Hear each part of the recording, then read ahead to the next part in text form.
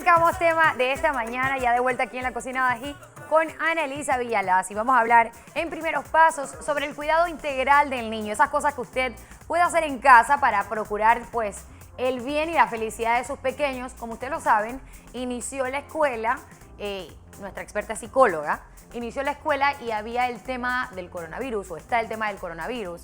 Y parte del cuidado integral y la importancia de mantener a un niño feliz es la salud mental. Quisiera hablar un poquito sobre este tema y cómo crees tú que debemos manejar todo este caos que hay y proteger a los niños. Mira que estamos en un momento muy difícil, complicado, pero también muy interesante a nivel de cómo funcionamos como personas, cómo funcionamos como familia, cómo nos relacionamos con otras personas, y queda muy marcado los temas que tienen que ver con nuestro autocuidado desde diferentes puntos de vista. Todos los viernes hemos estado hablando de diferentes prácticas, diferentes hábitos que uno puede aplicar con sus niños en casa para ayudar a que estén en las mejores condiciones posibles, tanto físicas como emocionales y psicológicas, que obviamente impactan la calidad de vida de ese niño y la calidad de vida de la familia. Entonces, cuando estamos en una situación como esta, no sé si han escuchado una frase que dice que el mal es un bien disfrazado. Exacto. Entonces, eso quiere decir que uno, cuando está en un problema o está en una situación crítica o de crisis como la que tenemos en este momento, uno tiene que aprender a ir más profundo, prestar más atención, poner mucho detalle en cada cosa que uno hace para poder aumentar las probabilidades de que se eleve el sistema inmunológico de uno y también el sistema de resiliencia de uno. ¿Saben qué es resiliencia? Claro que sí, esa capacidad que tienes de levantarte después de varios fallos en la vida, digamos, ¿no? Exactamente, uno tiene la oportunidad de caer y a través de la resiliencia, que es una fuerza interna que todos tenemos, entonces podemos levantarnos, ¿sí? Pero para levantarse uno tiene que aprender muchas cosas. Ya uno no puede seguir viviendo como vivía antes, ahora uno tiene que practicar otros hábitos. Fíjense, por ejemplo, que todos sabemos lavarnos las manos, pero en este momento tenemos que lavarnos las manos con mucha más frecuencia para poder cuidar nuestra salud. Entonces, un hábito que parecía un hábito cualquiera, que a lo mejor uno lo hacía mecánicamente, que no le prestas tanta atención, o que si ves a un niño que se ensucia y no le lavabas las manos, no pasaba nada, pero en este momento es un hábito que puede salvarte de contagiarte con un virus o no contagiarte. Entonces, cuando uno está en el proceso de enseñarle hábitos de vida a un niño, entonces se requiere que el cuidado sea integral, es decir, que la persona tiene que aprender a cuidar al otro, o sea, al niño, de una manera tal en donde tú asegures el bienestar físico, emocional, psicológico de ese niño, y por lo tanto uno es el modelo y uno tiene que practicar los mismos hábitos. No le puedes pedir al niño que se lave las manos a cada rato si tú mismo no te estás lavando las manos. Tienes que dar el ejemplo y tienes que dar el modelo. Entonces, hay ciertas situaciones como las que estamos viviendo ahorita, donde el poder seguir las instrucciones, por ejemplo, va a marcar una diferencia entre si te contagias o no te contagias. Así que yo les podría decir que la recomendación más importante a seguir con los niños es que los mantengan dentro de rutinas.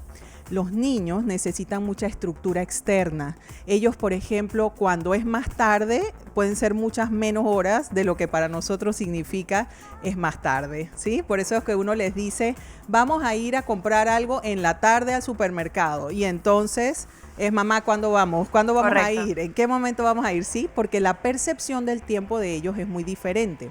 Así que nosotros, desde nuestros ojos de adultos, miramos esta cuarentena de los niños o este tiempo en que los niños van a estar en casa como hasta el 7 de abril. Pero en la mente de un niño, el 7 de abril puede estar muy lejos. Claro. Y es un periodo donde se está pidiendo que los niños estén en casa, y eso no significa que estén todos en el parque al mismo tiempo jugando, ¿sí?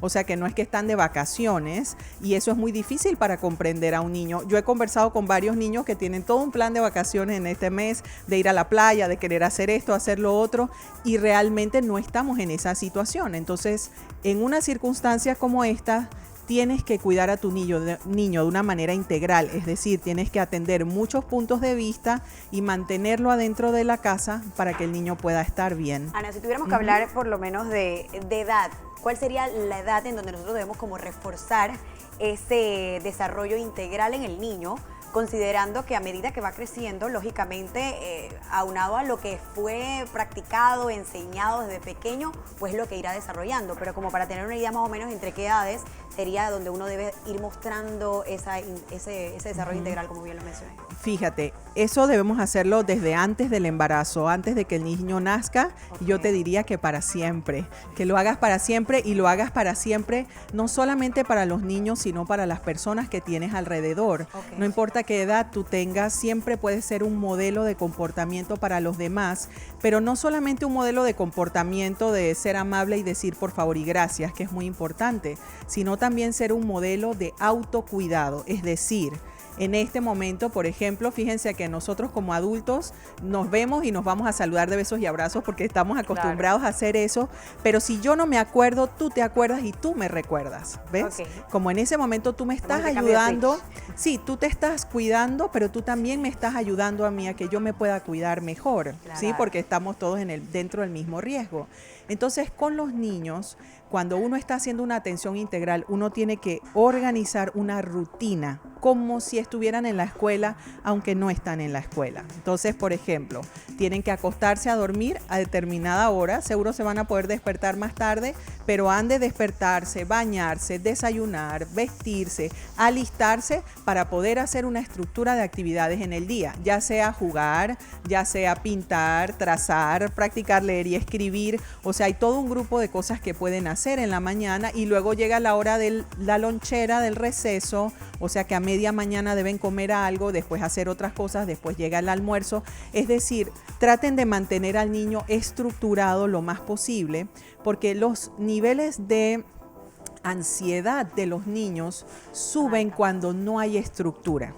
Entonces, por ejemplo, he tenido algunas conversaciones con algunas mamás donde los niños están aterrorizados con este tema del coronavirus, que no pueden parar de llorar, que tienen miedo porque saben que está pasando algo grave cuando han dejado de mandarlos a la escuela. Claro. Después de que estuvieron en febrero, que ya hay que regresar a la escuela y ya vamos. Matamos la emoción de los niños, ¿no? Parte difícil. Exacto. Entonces, sí, perdón, Marcela, solo una cosa más. Entonces, en este momento tienen que decirle a los niños en voz alta, estamos aprendiendo a ser resilientes, estamos aprendiendo a ser personas más fuertes, estamos aprendiendo a cuidarnos mejor. Te estoy enseñando cómo poder cuidarte mejor para que entonces ese niño sepa que estamos en una situación de alarma, de alerta, pero que en esta situación uno tiene la fuerza para salir adelante. Ana-Elisa, ¿y qué pasa cuando es todo lo contrario? Hay niños que están preocupados, hay niños que de repente llegan a la casa, lloran y saben de que algo está pasando, pero ¿qué pasa con esos niños que no entienden lo que está pasando, que son como muy hiperactivos y quieren estar jugando y quieren salir, quieren estar con sus amiguitos y no entienden que lo que hacen los padres es protegerlos? O sea, ¿cómo le hago llegar ese mensaje a los niños que son un poquito más activos de que realmente está pasando algo? Sí, bueno, lo primero es que tienen que explicarle al niño que esto es una situación como cuando uno está resfriado.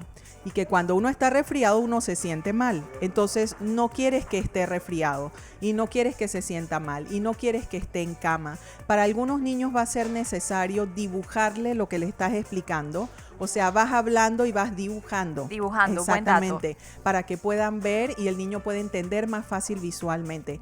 Para otros niños podrías explicarle con unos muñequitos o con unos títeres y entonces vamos a hacer un juego y le muestras al niño, oye, vamos a ver qué le pasa a una persona que se enferma o se contagia con el coronavirus. Entonces le muestras lo que le pasa a la persona y cómo vienen estos médicos y cómo ayudan y cómo está en cama y todo y qué dolor y qué tristeza, porque fíjense que algo que se ha de despertar en el corazón de todos dentro de esta situación es la compasión y la solidaridad, ¿sí? Correcto. Entonces, que el niño aprenda a ser compasivo con una persona que ha enfermado y que al mismo tiempo aprenda a través de esa historieta, de ese cuento, de ese canto, de ese dibujo, que la persona se va a poder levantar y que se va a poder recuperar.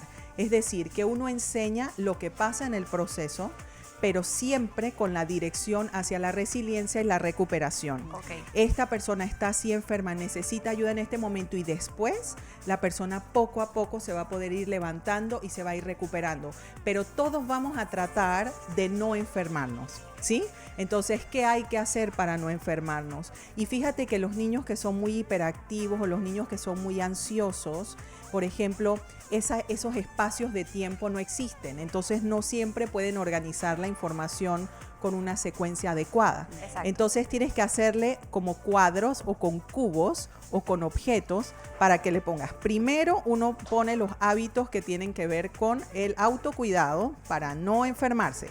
Entonces, ¿cuáles son? Es lavarse las manos, es no estar dando besos y tocando a las otras personas, es estando encerrados adentro de la casa, es cumplir con las órdenes que están dándonos desde el Ministerio de Salud, es cumplir con lo que mamá y papá están diciendo, ¿sí? Y luego le das otro objeto para que el niño lo agarre en su mano y le dices: ahora vamos a ver, esta persona no se enfermó. Ah, bueno, no se enfermó. Y entonces, ¿qué puede hacer la persona que no se enfermó? Puede volver a ir al parque, puede volver a ir a la piscina, puede volver a ir a la escuela, puede hacer todo esto. ¿Y qué pasa si no? Si sí se enfermó.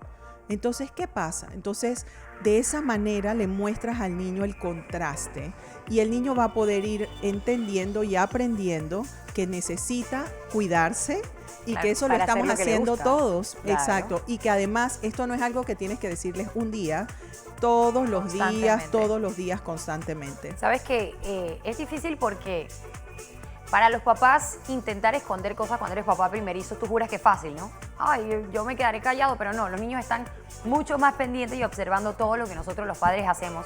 Así que va a ser difícil ocultar la situación de alerta que tenemos. Conversaba yo ayer casualmente con una psicóloga y ella me decía que hay muchos papás que tienen niños ya con problemas más o menos nerviosos y están manejando un nivel de estrés muy grande por la situación. A mí esto me parece una película de ciencia ficción, honestamente. ¿Cómo hacer? Porque no podemos ocultarle a los niños. Pero ¿desde qué edad tú crees que debemos sentarnos y decirle a los niños este tipo de cosas? Porque los niños, según yo, desde los 6, 7 años tienen un mayor entendimiento. Pero no significa que un niño de 5 años no la capte, ¿me explico? Sí, pero fíjate, yo no pienso que hay que ocultarle nada a nadie. No importa si tienes 2 años, Claro, si tienes 1 exacto. año, si hablas, no hablas, si tienes un diagnóstico, un trastorno, tienes que explicarle lo que está pasando. Pero fíjate, la diferencia es con qué intención o con qué dirección explicas. ¿O con qué herramientas? Porque, claro, porque si yo te voy a explicar algo para que quedes aterrorizada, Epa, entonces allá va. mejor no le digas nada al niño, ¿sí? Claro.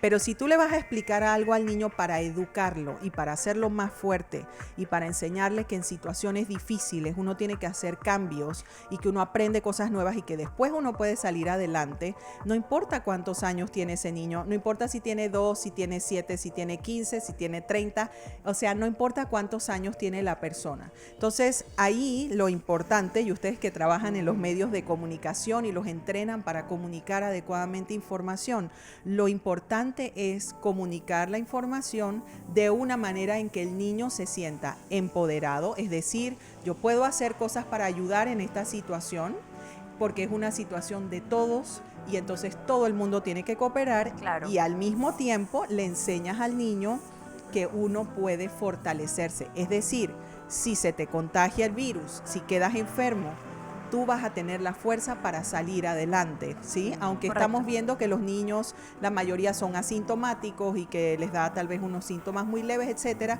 pero igual hay que igualmente el nivel de terror del niño ha de Claro. ser igual que el del adulto porque han estado escuchando todas las noticias, que los papás están asustados, todo lo que los adultos estamos hablando a su alrededor. Claro, y saber que los adultos mayores están en riesgo y este tipo de noticias para niños, por ejemplo, que están mucho en contacto con abuelitos, podría representar una alerta. Gracias por estar con nosotros. gracias, Ana. Ana Elisa Villalaz, hablando en primeros pasos de este interesante tema. Recuerden, es importante, mi gente, intentar lograr pues un desarrollo integral de nuestros hijos y velar por su seguridad.